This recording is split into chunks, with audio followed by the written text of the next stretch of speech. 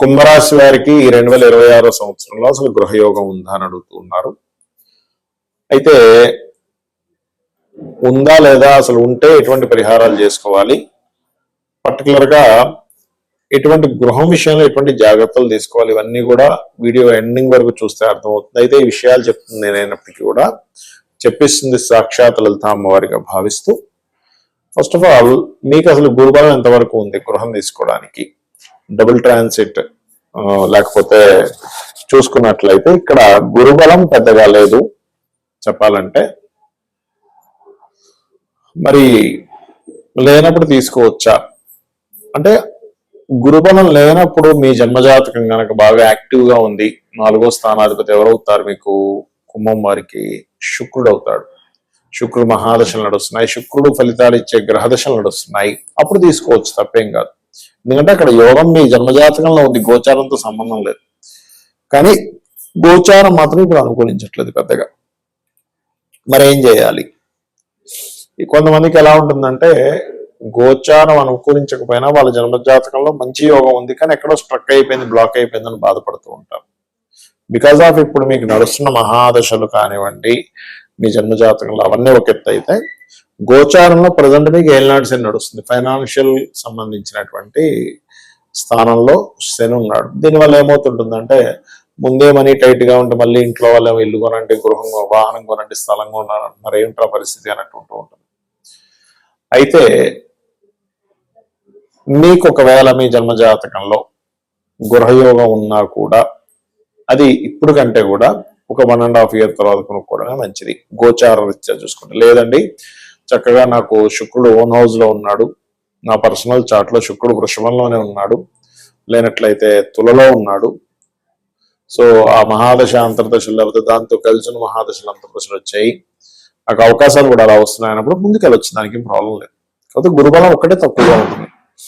మరి కొన్ని సందర్భాల్లో మనకి ఎంత ప్రయత్నం చేస్తున్నా అవ్వకపోవడానికి కారణం ఏంటంటే, ఎక్కడో ఏదో గ్రహం మళ్ళీ పూర్వజన్మ కర్మ రూపంలో వచ్చి అడ్డుపడుతుందని అర్థం. ఇలాంటప్పుడు మీరు చేయవలసింది ఏమిటి అంటే, నవగ్రహాల దగ్గరికి వెళ్ళి గుర్తుపెట్టుకోండి. బుధ శని ఈ 2 గ్రహాల దగ్గర, వీలైతే రాహుగ్రహం దగ్గర కూడా దీపారాధన చేసి, అది కూడా ఏ రోజులు చేయాలి, బుధవారము, శనివారము, మంగళవారం చేసి ఒక 9 ప్రదక్షిణాలు చేసుకొని, అదే ఆలయంలో ఉన్నటువంటి స్వామివారికి కానీ అమ్మవారికి కానీ ఒక 3 ప్రదక్షిణాలు చేసుకొని, అక్కడే కూర్చొని మీరు కనుక మణిద్వీప వర్ణన కనుక చదువుకున్నట్లయితే, మీరు ఏదైతే గృహం కోసం ఆరాటపడుతున్నారో, ఇబ్బంది పడుతున్నారో అవన్నీ కూడా తొలగిపోయి మీకు గృహయోగం కలుగుతుంది.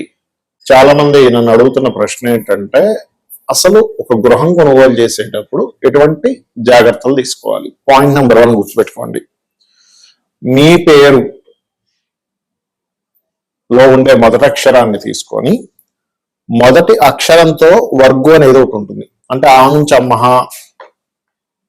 మీ పేరు ఆ నుంచి అమ్మహ లోపల ఉందనుకోండి, అంటే ఆ అంటే ఆదిత్య, లేకపోతే ఆదినారాయణ, ఈ అంటే ఈశ్వరు, ఊ అంటే ఉదయ్ కుమార్, లేకపోతే ఊహ, ఇట్లా చాలా రకాలు ఉంటాయి పేర్లు కదా. ఆ మొదటి అక్షరం గనక ఆ నుంచి అమ్మహ లోపల ఉంటే మీకు తూర్పు మధ్య ద్వారము, సింహద్వారాలు, ఎందుకంటే ఈశాన్యం కూడా ఉంటాయి కాబట్టి తూర్పు మధ్య సింహద్వారము, దక్షిణ మధ్య సింహద్వారము, ఉత్తర మధ్య సింహద్వారాలు మీకు పనికి వస్తాయి. మీకు పడమర ఈశాన్యం పనికిరాదని గుర్తుపెట్టుకోండి. కక్క గగ అక్షరాలు కనుక మీకు మొదటి అక్షరం అయినట్లయితే మీకు ఆగ్నేయము, ఉత్తరము, ఈశాన్యం పనికొస్తుంది. పనికొచ్చేవి చెప్పేస్తాను, ఇంక మళ్ళీ ప్రత్యేకంగా పనికిరాని కాకుండా. చాచా జాజా కనుక ఉన్నట్లయితే దక్షిణ మధ్య ద్వారం అంటే సౌత్ సెంట్రల్ డోర్ అనేది స్వవర్గ అవుతుంది, ఈస్ట్ సెంట్రల్ డోర్ అనేటువంటిది సప్తమ వర్గ అవుతుంది, నార్త్ ఈస్ట్ అనేటువంటిది షష్టమ వర్గ అవుతుంది. So east, south, north east. అదేవిధంగా టాటా డాడా అక్షరాలతో మీ పేరుంది ఉదాహరణకి, అప్పుడు మీరు ఏంటంటే మీరు ఇక్కడ ఈ వాయువ్యము, అదేవిధంగా ఆగ్నేయము, తూర్పు పనికొస్తాయి. అంటే north west, north south east, south central door and south east పనికి వస్తుంది. అదేవిధంగా తాత దాదా తమను, నా పేరు నానాజీ, ఈ పేర్లకి ఏంటంటే పడమర సింహద్వారం, పడమర మధ్య సింహద్వారము, ఉత్తరము, దక్షిణము, ఆగ్నేయం పనికి వస్తుంది. వీళ్ళ పొరపాటును కూడా తూర్పు, ఈశాన్యం పనికిరాదు, గుర్తుపెట్టుకోండి. ఇక పాప బాబమ్మ అనుకోండి, వారికి వాయువ్యము ఈశాన్యము పనికొస్తుంది, అంటే north west and north east పనికొస్తుంది. వాళ్ళకి నార్త్ సెంటర్ డోర్ అనేది న్యూట్రల్ అవుతుంది. బట్ పొరపాటును కూడా ఈస్ట్ సెంటర్ డోర్ కానీ సౌత్ ఈస్ట్ కానీ తీసుకోకూడదు. ఇక యారా లావా అక్షరాలతో కనుక ఉన్నట్లయితే మీ పేరు దాంట్లో అంటే యారా లావా అంటే యా అంటే యాదమ్మ యాదయ్య, లేకపోతే రా అంటే రమేష్ రాము, లా అంటే లావణ్య, ఇట్లా చెప్తున్నా, ఉదాహరణ చెప్తున్నా. అలా ఉన్నట్లయితే మీకు ఉత్తర మధ్య ద్వారము, తూర్పు మధ్య ద్వారం, పడమర మధ్య ద్వారం పనికి వస్తుంది. ఈశాన్యం న్యూట్రల్ అవుతుంది. పొరపాటును కూడా మీరు సౌత్ ఈస్ట్ కానీ సౌత్ కానీ అస్సలు తీసుకోకూడదు, నార్త్ వెస్ట్ కానీ. ఇక శేషాసహ అక్షరాలతో ఉన్నట్లయితే అంటే శేషగిరిరావు, హరిణి, హిరణ్య, ఇట్లా రకరకాల పేర్లు ఉంటాయి.